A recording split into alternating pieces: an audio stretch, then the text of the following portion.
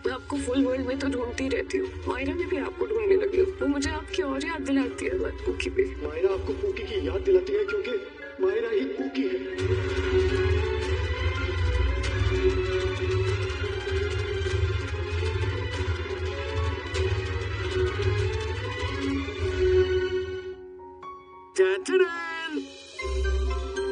ये चॉकलेट किसके लिए? एक लिटिल सी ब्रेव सी गर्ल के लिए, पर वो मुझे कहीं दिखाई नहीं दे रही है। कहाँ गई कहाँ गई कहाँ गई? ये रही। पर मैं तो आपके सामने अकेली छत पर भी नहीं गई और बिग डॉगी को शू भी नहीं किया। बिना लाइट ऑन किए रूम से कुछ लेके भी नहीं आई।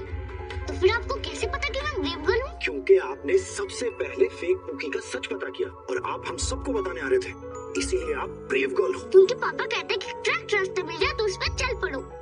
फुल स्क्रीन में देखने के लिए लाइक और सब्सक्राइब करके कमेंट करो। गुड, जिससे आप जूम करके फुल स्क्रीन देख पाओगे और बैकग्राउंड म्यूजिक बंद हो जाएगा। भी आप कोई ना कोई रास्ता निकाल लेते विलन आंटी से बचने का। कैसे पता? क्योंकि आप क्यूट आंटी से बहुत प्यार करते हो और जैसा कि मैंने कहा, आप ब्रेव गर्ल हो। अब तो चॉकलेट ले लो ब्रेव गर्ल। Thank you. ये आप क्या लिख रहे हो बेटा? लेटर। किसके लिए? पुकी के लिए। पर बेटा, हम में से कोई नहीं जानता कि पुकी कहाँ है, तो आप ये लेटर उसे भेजोगे कैसे? यूनिवर्स। यूनिवर्स? अगर आप फुल हार्ट से किसी को ढूंढ रहे हो तो उसके लिए लेटर लिखो। उससे बताओ कि वो पर्सन आ जाएगा तो आप दोनों मिलकर क्या क्या करोगे। तो आप और पुकी मिलकर क्या क्या करोगे? मैंने लिखा है कि वो और मैं छुपन छुपाई खेलेंगे, कार्टून देखेंगे। उससे मैं आपके चॉकलेट के बारे में भी बताती हूँ। यूनिवर्स समझ जाएगा कि मैं कितनी प्लानिंग कर रही हूँ। मतलब रियल में पुकी से मिलना चाहती हूँ और वो पुकी को यहाँ भेज देगा। फिर मैं उसे क्यूट आंटी के पास ले जाऊंगी। बेटा, आपको पता है आप बहुत बहुत प्यारे हो। Very very good girl. Yes, अब आप भी वेरी वेरी गुड अंकल बन जाओ और पुकी को लेटर लिखो। यूनिवर्स उसे और फास्ट फास्ट यहाँ ले जाएगा। मैं सारी कोशिशें कर रहा हूँ। ये कोशिश भी सही हो सकता है, इसी की वजह से पुकी हमें सच में मिल जाए। बेटा, किसी और की डायरी में से पेपर लेना तो गलत बात होती है ना? पर पापा ने मुझे उनकी डायरी पढ़ने से मना किया है, 1 पेज लेने से नहीं।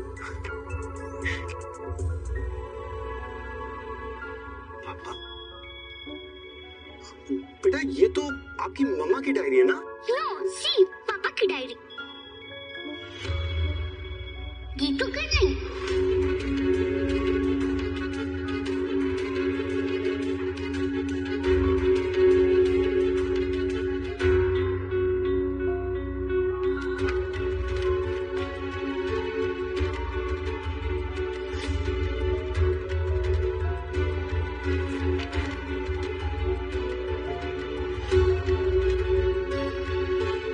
पापा की डायरी नहीं पढ़ना।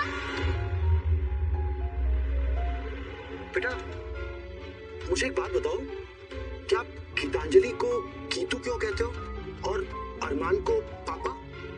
मतलब गीतांजलि से शादी के बाद अरमान आपके पापा बनेंगे ना? रॉन्ग, मैं तो पापा की बेटी हूँ और पापा से शादी करके गीतू मेरी मम्मा बन जाएगी। पर आपकी असली मम्मा कहाँ है बेटा? मुझे नहीं पता। पापा कभी उनके बारे में टॉक ही नहीं करते।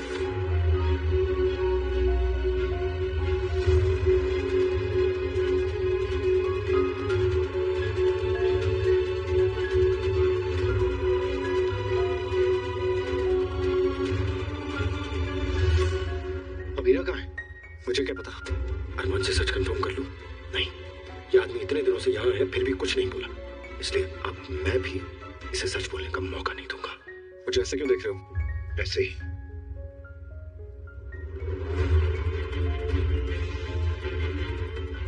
अमीरा कहाँ? वो मंदिर गई है साहब। काजल जी बहुत रो रही थी साहब, उन्हें सब लेके मंदिर गए हैं। अमीरा दीदी भी साथ ही गई है।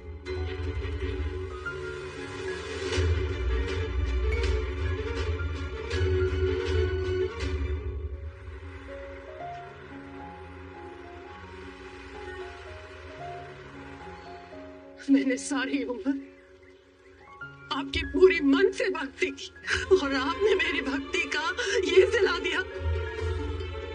आप एक माँ के साथ फुल स्क्रीन में देखने के लिए लाइक और सब्सक्राइब करके कमेंट करो गुड, जिससे आप जूम करके फुल स्क्रीन देख पाओगे और बैकग्राउंड म्यूजिक बंद हो जाएगा।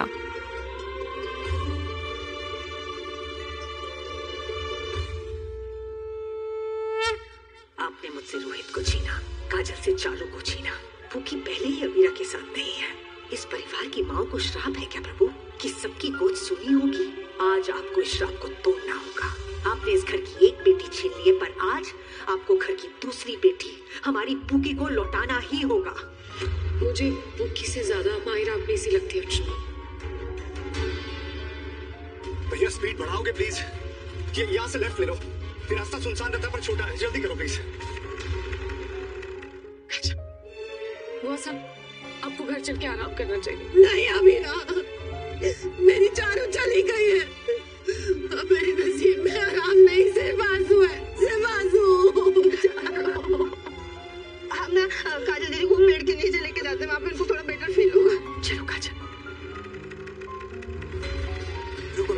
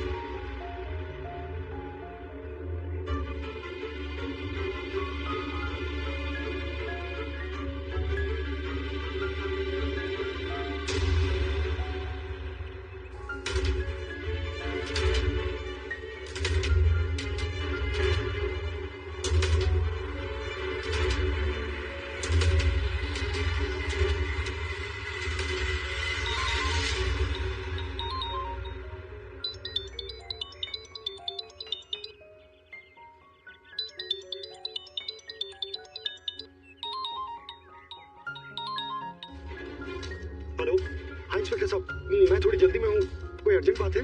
अंशुमन जी, जिस भुलक्कड़ शराबी को पुक्की मिली थी ना, उसे याद आ गया कि उसने बच्ची किसे दी थी।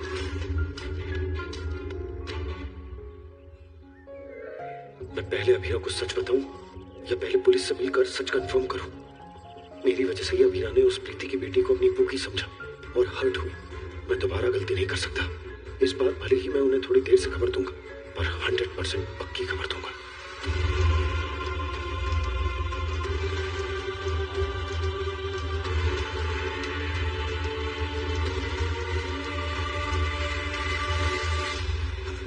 मेरे साथ आ।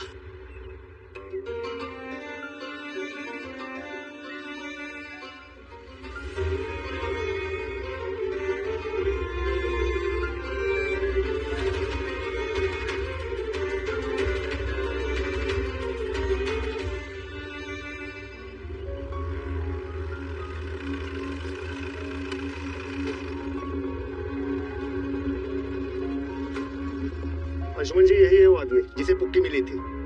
कुछ दिन पहले अबीरा जी भी इससे मिलने आई थी, लेकिन उस समय ये नशे में धुत था, ऐसा मेरे कलीग ने बताया।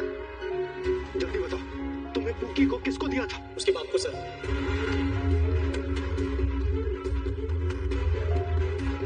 चल मेरे साथ। दादा प्लीज जो भी कहना है जल्दी कहिए, मुझे अबीरा से बात करनी है। बेटा गीतू मायरू को लेके माउंट आबू चली गई है ताकि अबीरा मायरू को गीतू से छीन ना पाए। What? वो ऐसा नहीं कर सकती। जानता हूँ बेटा, इसीलिए तो शर्मिंदा हूँ। गीतू मायरा को अपनी बेटी मानती है और उसे खोने का डर है। जरा गीतू के बारे में सोचना। सॉरी दादू, पर इस बार मुझे अबीरा के बारे में पहले सोचना ही होगा। सच जानने के बाद वो सबसे पहले मायरा से मिलना चाहेगी। मैं उससे क्या कहूंगा कि वो यहाँ नहीं है? एक बार फिर से उसने अपनी बच्ची को खो दिया है तो वो दर्द से पागल हो जाएगी। नहीं नहीं नहीं, सच बताने से पहले मुझे मायरा को वापस लाना ही होगा, वो भी जल्द से जल्द। क्योंकि हो सकता है कि गीतांजलि अपने डर में उसे माउंट आबू से कहीं और ले जाए। उस आदमी ने खुश होके मुझे अपनी अंगूठिया, पर्स और गाड़ी की चाबी सब दे दिया था। वो बच्ची को देख के बड़ा जज्बाती हो गया था। मैं खुश था कि मैंने बेटी को बाप से मिला दिया। मुझे क्या पता था कि वो उसे उसकी माँ से दूर ले जाएगा। मैं सोच भी नहीं सकता था कि अरमान इस हद तक गिर जाएगा। मुझे अरमान से पूछना होगा कि उसने ऐसा क्यों किया। उसने अबीरा से इतना बड़ा सच क्यों छुपाया। भैया मुझे जल्दी से बस स्टैंड ले चलो। लेकिन साहब कौन से बस स्टैंड पे जाना है? जहाँ से भी मुझे माउंट आबू की बस मिल जाए, मुझे बस मेरी बेटी के पास पहुंचना था।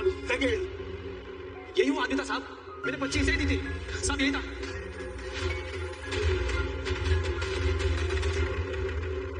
इस घटिया आदमी में तो सच बताने की हिम्मत है नहीं, तो मैं ही अबीरा को सच बताऊंगा। ये लो बिटिया, कल में इस पवित्र जल का छिड़काव कर देना। चारू बिटिया की आत्मा को शांति भी मिल जाएगी, तो से दुखों का साया जल्दी हटेगा। कल्याण मस्त।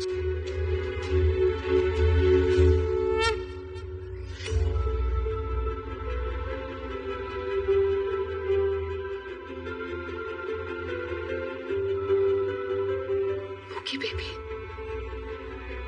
प्लीज लौट आओ ना, मैं आपको फुल वर्ल्ड में तो ढूंढती रहती हूँ, मायरा में भी आपको ढूंढने लगी हूँ। वो मुझे आपकी और याद दिलाती है पूकी बेबी। मायरा आपको पूकी की याद दिलाती है क्योंकि मायरा ही पूकी है।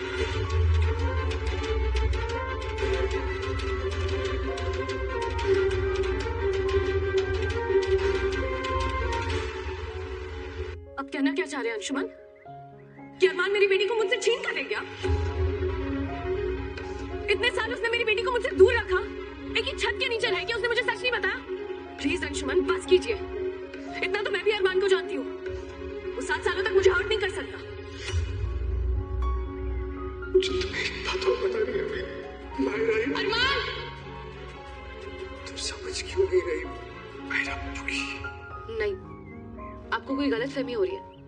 मायरा गीतांजलि की बेटी है। नहीं लड़की, मायरा ही तुम्हारी पूकी है, मायरा ही तुम्हारी पूकी है।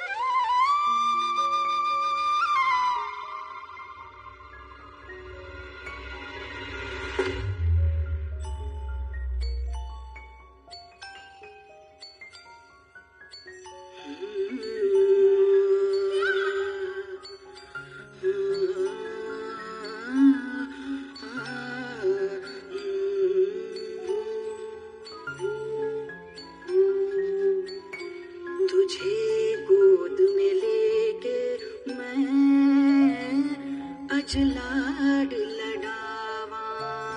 आज मैं आपकी पुकी हूँ। I am पुकी। देखे सपने नींदों में मीठी लोरियां गावा। है ये दुआएं तू जुग जुग जीवे, है ये दुआएं तू जुग जुग जी मैं वाही जावा।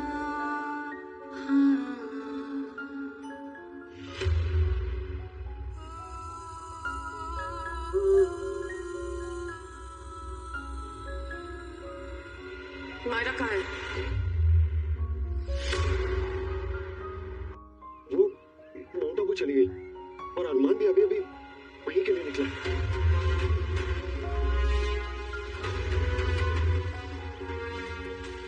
लड़की, अरमान ने उदयपुर आने के बाद तुम्हें कई बार सच बताना चाहा, कुछ बताया तो नहीं। अंशुमन, मुझे जल्द से जल्द माउंट आबू पहुंचना है। मुझे अपनी बेटी को वापस घर लाना है।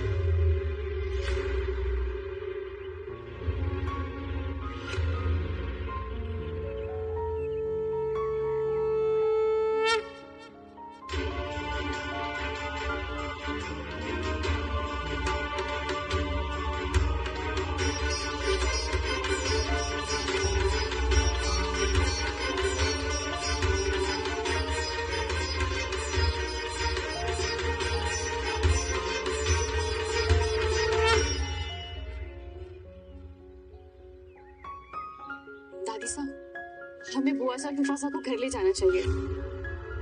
मैंने पुकी को नहीं खोया। मेरी गलती की वजह से अरमान भी अपनी बेटी से दूर हो गया। मैं तो सोच भी नहीं सकती कि अबीरा पर इस वक्त क्या बीत रही होगी।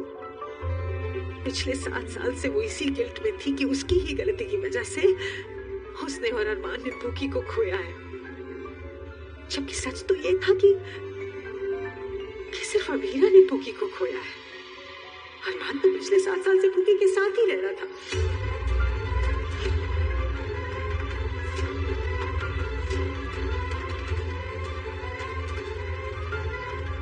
जेठानी साहब ये क्या कह रही है? अरमान तो गीतांजलि और उसकी बेटी मायरा की मायरा ही पुकी है मनीषा।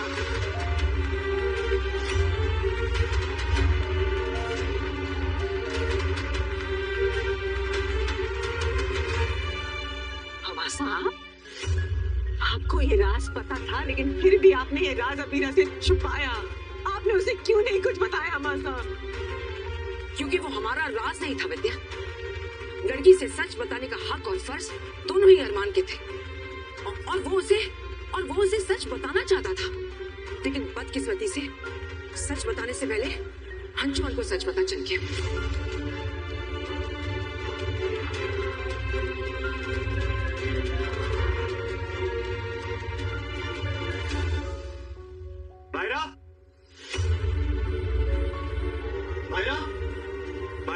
मायरा अपने दोस्त के आ गई है। तो उसे वापस बुला, हमें उसे उदयपुर लेकर जाना होगा, अबीरा के पास।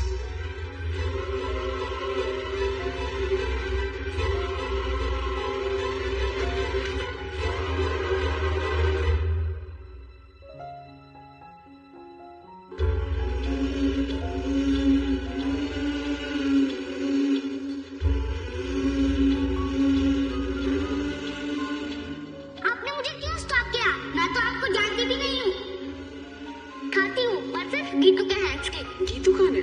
मेरी मम्मा। स्ट्रॉन्ग दवाइयों के नशे में ये क्या बोल रहे हैं इन्हें खुद नहीं पता, पर ये अबीरा, मायरा और पुक्की जो भी है, इनके लिए बहुत इंपॉर्टेंट लोग हैं। ये तो अरमान नशे में था, वरना तो शायद सच कभी बताता ही नहीं। कुछ कहा आपने?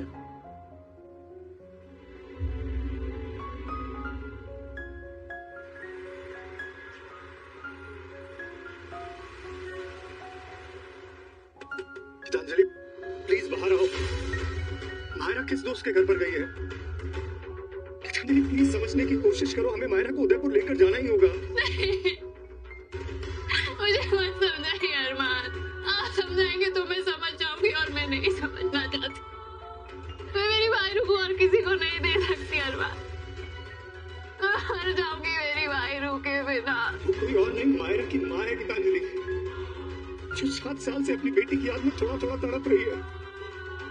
गीतांजलि, प्लीज दरवाजा खोलो। तो बेटा तू अपनी ममता में मायरा और उसकी माँ के साथ गलत कर रही है बेटा। खोल दे दरवाजा, खोल दे। गीतांजलि, दरवाजा खोलो प्लीज।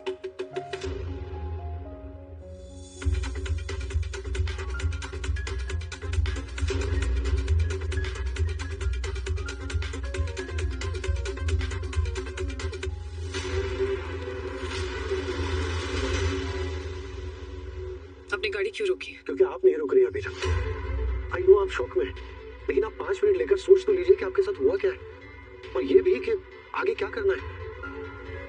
आप अरमान से क्या कहेंगे? प्लीज गाड़ी चलाइए अंशुमन। अबीरा, आप शॉक, पेन, सैडनेस सब कुछ एक साथ फील कर रही, सारे इमोशन मिक्स्ड अप है। अगर आप थोड़ी देर रुक कर सोच लेंगी तो। सोच लिया।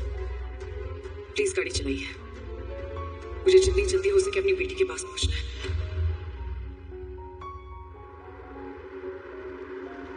मैं एक बच्ची को उसकी माँ से दूर रखने का गुनाह कर चुका हूँ गीतांजलि। तुमसे नफरत सी होने लगती है। मैं तुम्हें सीन गुनाह नहीं करने दूंगा। मैं अबीरा से बहुत दूर रहनी गीतांजलि। प्लीज दरवाजा खोलो। जस्ट टेल मी मायरा कहाँ है?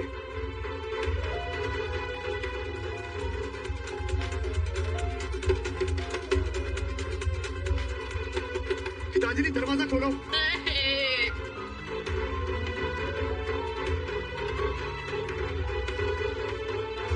गीतांजलि, दरवाजे से दूर हट जाओ, मैं दरवाजा तोड़ रहा हूँ।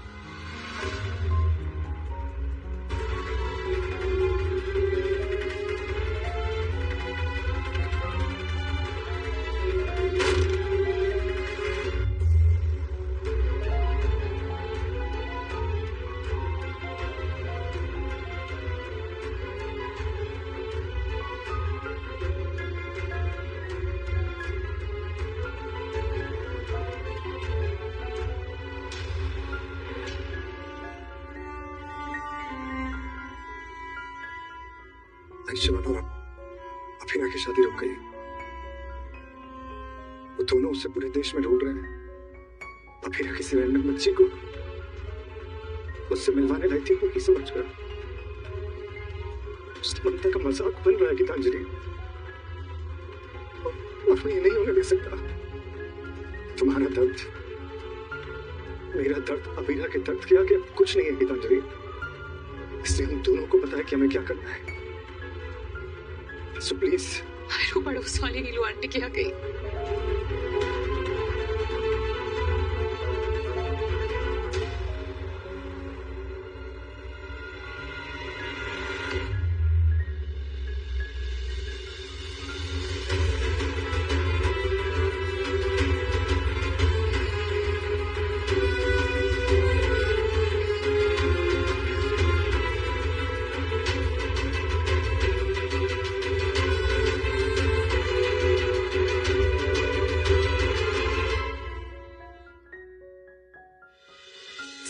आज मेरी बुकी मेरे साथ है, मेरी बेटी के साथ मेरा पहला दिन। I miss you, पापा। आप कब आओगे? मैं नहीं आ सकता, आप प्लीज अपनी मम्मा के साथ रहो। ये देखो, मम्मा ने आपकी फेवरेट डिश बनाई है, खिचड़ी। पर मुझे नीतू के अंडों की खिचड़ी पसंद है। घर में मेरी बुकी मुझे मां नहीं मानती। मेरी वजह से आज अभिरा अपनी बेटी के लिए पढ़ाई हो गई है, लेकिन अब बस मैं अभिरा को उसकी बेटी का प्यार दिलवा कर ही रहूंगा। गीतांजलि रायचंद के जीवन में हर चीज करीने से सजी थी, बिल्कुल उनके ड्राइंग रूम की तरह, जहां इतालवी संगमरमर की मेज पर रखी पत्रिकाएं भी एक निश्चित कोण पर होती थीं। उनका बेटा अरमान उनकी आंखों का तारा था, एक उभरता हुआ सितारा जो रायचंद बिजनेस साम्राज्य को नई ऊंचाइयों पर ले जाने के लिए तैयार था। अरमान की हर चाल, हर फैसला गीतांजलि के लिए मार्केट सेंटिमेंट की तरह था। अगर अरमान सही राह पर था तो सेंटिमेंट बुलिश था, अगर जरा भी लड़खड़ाया तो डाउनवर्ड ट्रेंड का डर। और इन दिनों मार्केट सेंटिमेंट तेजी से गिर रहा था, कारण था अभिरा।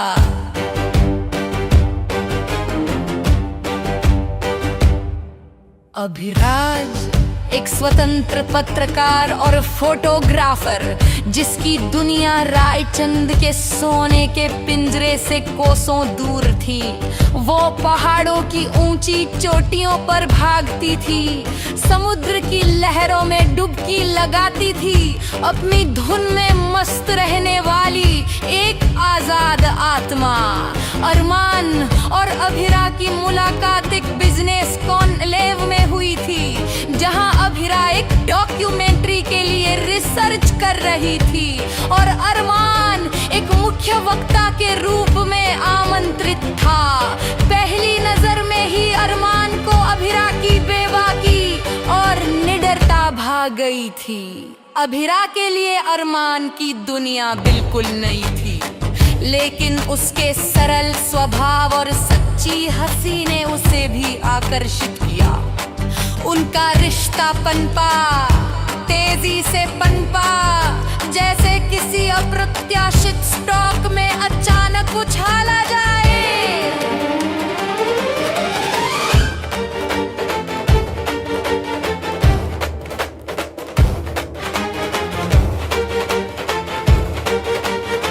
गीतांजलि के लिए अभिरा किसी नकारात्मक न्यूज से कम नहीं थी जो मार्केट सेंटीमेंट को गिराने वाली थी।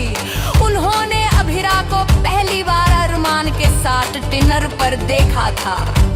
अभिरा ने एक साधारण कॉटन की साड़ी पहनी थी जिस पर कोई डिजाइन नहीं था और उसके बाल खुले हुए थे, जबकि गीतांजलि को हमेशा से लगता था कि रायचंद परिवार की बहू को सिल्क और हीरे में लिपटी होना चाहिए और उसके केश करीने से बंधे हुए। ये कौन है? अरमान। गीतांजलि ने अपनी आवाज में हल्की ठंडक भरते हुए पूछा था। अरमान ने मुस्कुराते हुए अभिरा का परिचय दिया था। माँ, ये अभिरा है। और अभिरा? ये मेरी माँ गीतांजलि रायचंद्र।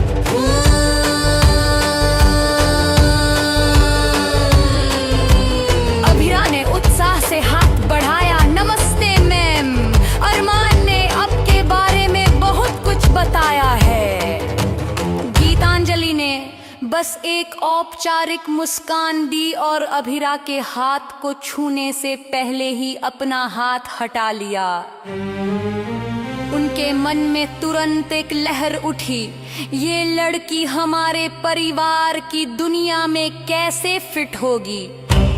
इसकी परवरिश अलग है, इसका रहन सहन अलग है। ये तो मार्केट में एक अनप्रेडिक्टेबल वेरिएबल की तरह है।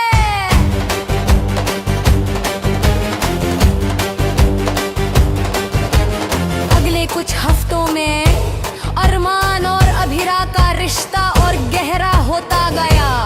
अरमान जो हमेशा अपने काम में डूबा रहता था, अब अभिरा के साथ पहाड़ पर ट्रेकिंग पर जाने लगा। उसके साथ कला प्रदर्शनियों में भटकने लगा। गीतांजलि को ये सब अरमान के फोकस में कमी लगने लगी। उन्हें लगा कि अभिरा अरमान को उसके लक्ष्य से भटका रही है। अरमान, तुम आजकल अपने प्रोजेक्ट पर कम ध्यान दे रहे हो। गीतांजलि ने एक शाम चाय पीते हुए कहा। वो नया इन्वेस्टमेंट प्लान क्या हुआ? अरमान ने शांति से जवाब दिया, माँ, मैं काम पर पूरा ध्यान दे रहा हूँ। मेरा थोड़ा सा समय खुद के लिए भी है। खुद के लिए समय ठीक है, पर किस कीमत पर? गीतांजलि ने तीखी नजर से देखा। देखो बेटा, व्यापार की दुनिया बहुत निर्मम होती है। जरा सी चूक, थोड़ा सा भी गलत फैसला, और तुमने जो सालों की मेहनत से बनाया है वो सब मिट्टी में मिल जाता है। जैसे एक नकारात्मक न्यूज़ बड़े बड़े शेरों को जमीन पर ला देती है, वैसे ही गलत लाइफ पार्टनर तुम्हारी पूरी इमेज विराम कर सकता है। अरमान ने सोच बदल लिया, वो लोगा कभी होने विशालों किस और गीतांजलि अघिरा की बारे में जानकारी जिदानी चोरो चिड़ी। उन्हें पदार्थला फिरा फिरा की दिकारी खोज से दारी कर्म जारी है और उसकी मोह एक सपूर साक्षिता है।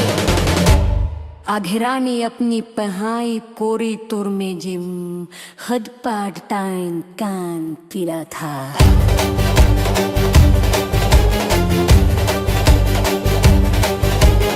गीतांजलि हो लबाड़ियां गिराते हैं, अरमान जीते सियों लूट पेटे दीछे है। ये जिजार उन दे तरपा और पुख्ता तर कर दया। ये लड़की अरमान कली आखी लगी है। घोनियत मितान ललनी से तो हो, इस तो दुनिया हाक है। ले हमारे परिवार जतक इष्ठा कलिए खकरा है। कल्पने तरो अगर हमारा कोई बड़ा क्लाइंट से बैठे, ऐसे पकड़े ऐसी भोगे। ये तो सीधे सी फश्तो मार्केट में लान रेखा खींचना जैसा है। लगननी संजोल की कोशिश अनायास ही जान दे। बात बात में जुबान फिसल जाती है। एक शब्द, एक नाम और सब कुछ बदल जाता है। ऐसा ही कुछ हुआ था अभिरा के साथ। अभिषेक और ऋतु के घर का माहौल हमेशा की तरह गर्मजोशी भरा था। दिवाली के बाद का पहला रविवार और अंशुमान के घर वाले अभिरा को औपचारिक रूप से जानने आए थे। रिश्ता लगभग तय था, बस आखिरी मुलाकात की औपचारिकता बाकी थी। अभिरा ने अपनी सबसे अच्छी साड़ी पहनी थी, बाल संवारे थे और चेहरे पर एक हल्की सी मुस्कान थी। वो थोड़ी नर्वस थी पर खुश भी थी। अंशुमान उसका हाथ हल्के से दबाकर हौसला बढ़ा रहा था। और क्या करती हो अभिरा? अंशुमान की मां ने स्नेहपूर्वक पूछा। उनका चेहरा शांत और आंखों में एक भोलापन था। जी, मैं एक मार्केटिंग फर्म में काम करती हूँ और साथ ही मुझे शेयर बाजार में निवेश का भी शौक है। अभिरा ने आत्मविश्वास से कहा। ये उसका नया जुनून था जिसे वो पिछले कुछ महीनों से बड़े चाव से सीख रही थी। ग्रोव ऐप उसके फोन में सबसे ऊपर था। अरे वाह, ये तो बहुत अच्छी बात है। अंशुमान के पिता श्री शर्मा जी बोले, आजकल युवा पीढ़ी को इन सब में दिलचस्पी लेनी चाहिए। वित्तीय स्वतंत्रता बहुत जरूरी है। बातचीत सामान्य गति से चल रही थी। अंशुमान के चाचा चाची बुआ सब अभिरा से घुलने मिलने लगे थे। खाने की मेज पर हंसी मजाक का माहौल था। अंशुमान अभिरा के बगल में बैठा था और बीच बीच में उसके घुटने को छूकर उसे आश्वस्त करता रहता था। अंशुमान तो बड़ा मेहनती है, सुबह से शाम तक काम करता है। अंशुमान की बुआ ने कहा, और तुम अभिरा, क्या तुम भी इतनी ही मेहनती हो? अभिरा मुस्कुराई।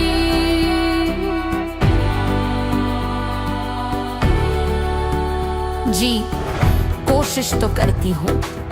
अंशुमान की मेहनत देखकर तो मुझे भी प्रेरणा मिलती है। वैसे मुझे तो लगता है अंशुमान से ज्यादा मेहनती तो मैंने किसी को देखा ही नहीं। सब हंसने लगे। अंशुमान ने प्यार भरी निगाहों से अभिरा को देखा।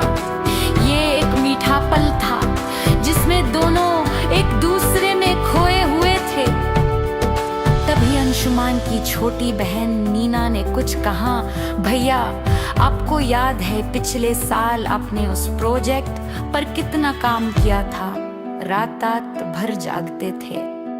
अंशुमान मुस्कुराया। हाँ, वो प्रोजेक्ट था ही ऐसा। बहुत कुछ सीखने को मिला। अभिरा ने सोचा कि ये उनके रिश्ते को और मजबूत करने का मौका है। उसने अंशुमान की ओर देखा। उसकी आंखों में चमक थी। हाँ, मुझे याद है, वो बोली और उसकी जुबान फिसल गई। उस वक्त तुम बहुत तनाव में थे अरमान, पर तुमने हार नहीं मानी। कमरे में सन्नाटा छा गया। हवा में एक अजीब सी ठंडक दौड़ गई।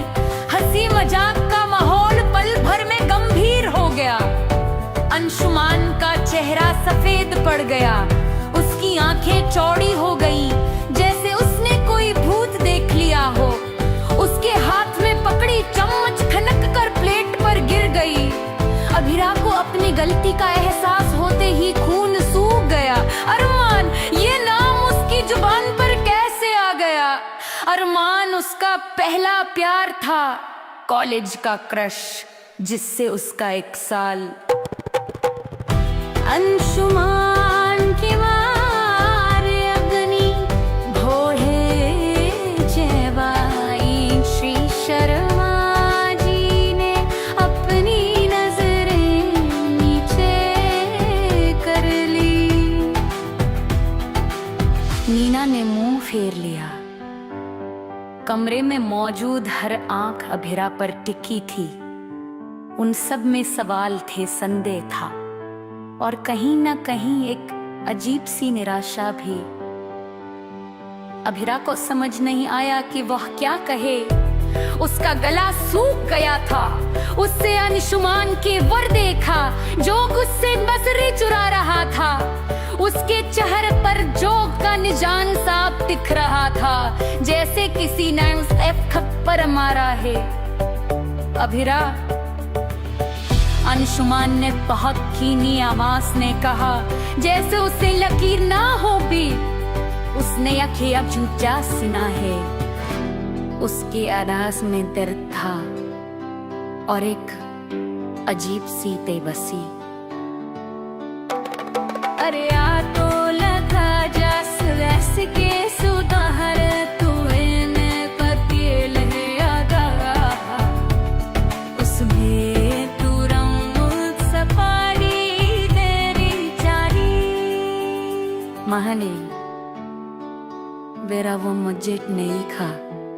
मैं मन बस, लेकिन शक्तों ने उसका साथ छोड़ दी। जब रटे हो चुकी थी, उसे शक्तों से निकालना नामुमकिन था। ये पल जिक्र सर था जैसे अक्रोव, पर किसी का ताहोर दर तम फिर तर्रे हो। और तंटी से कलच शेर पोरता एक तर गई एक अमता फेर। और आपकी पूरी दूजन इसी अमजा है तापली में अटक जाए। आपका पोत शून्यों पली घर में कदम जाए और आप बस देखते रह जाए, हाथ लंबते रह जाए। ये सोच कर कीले कैसे बुढ़े। अभिरा के रिश्ते का पोर्टफोलियो शंढे ने पकड़े चुको था। भाव जो पोर्टफोलियो अपना। रात भर नमीना सा नहीं पाई, अरते बदलती यही अंशुमा के चेहरे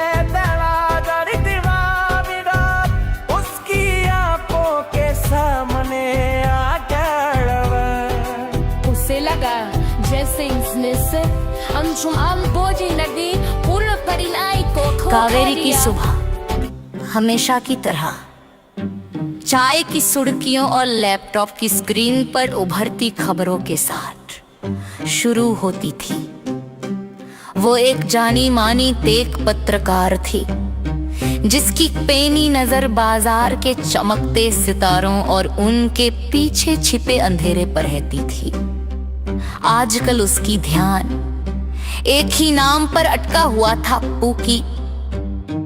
पूकी कोई इंसान नहीं था, बल्कि एक अत्यधिक लोकप्रिय आय आधारित वर्चुअल असिस्टेंट था, जिसे आरंभ टेक नामक एक स्टार्टअप ने बनाया था।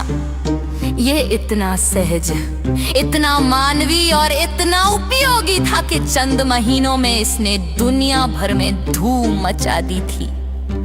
पूकी केवल सवालों के जवाब नहीं देता था, वो भावनाओं को समझता था, निजी सलाह देता था और हर उपयोगकर्ता को लगता था कि पूकी केवल उसी के लिए बना है।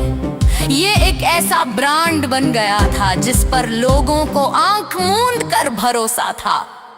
और अब आरंभ टेक पूकी की लोकप्रियता की लहर पर सवार होकर एक विशाल का IPO लाने की तैयारी में था।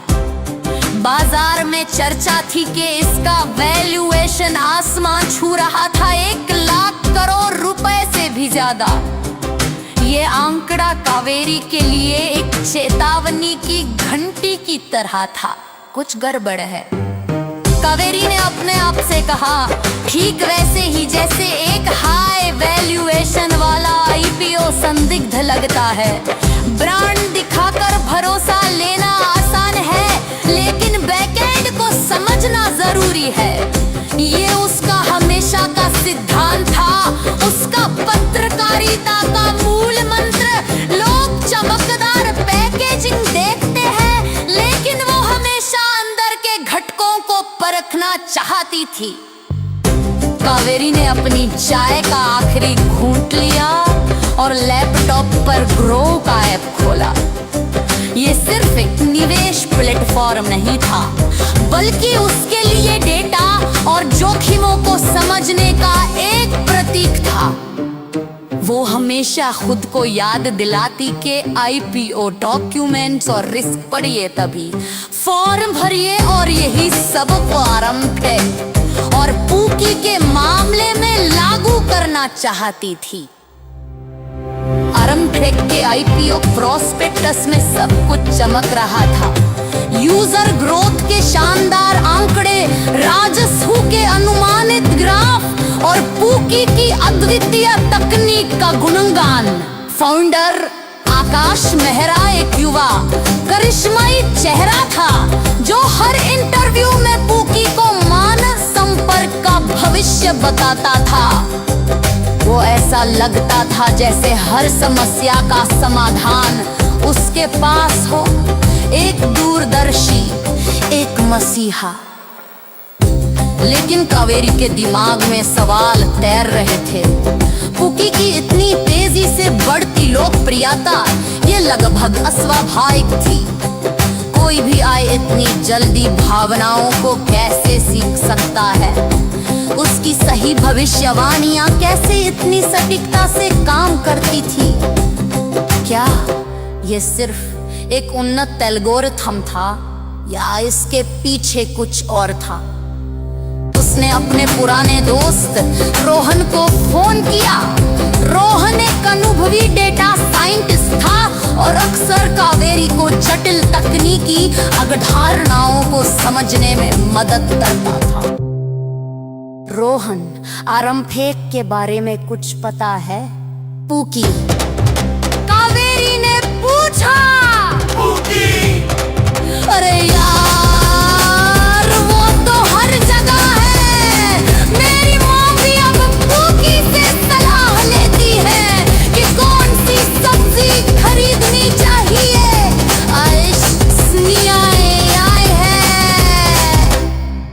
रोहन की आवाज में उत्साह था, जो कावेरी के लिए चिंता का विषय था। तुम्हें कुछ अजीब नहीं लगा? इसका एल्गोरिथम इतना सटीक कैसे हो सकता है और इतनी तेजी से बाजार पर कब्जा? रोहन थोड़ा चुप हुआ। ईमानदारी से कहूं तो हाँ, उनका व्हाइट पेपर बहुत समान है। वे एडवांस्ड न्यूरल नेटवर्क्स और डीप लर्निंग जैसे शब्दों का इस्तेमाल करते हैं, लेकिन वास्तविक तंत्रिका वास्तुकला या टेका सूटता गुल ओसेरर लडेरे मैं डॉक्स्टिक बना है।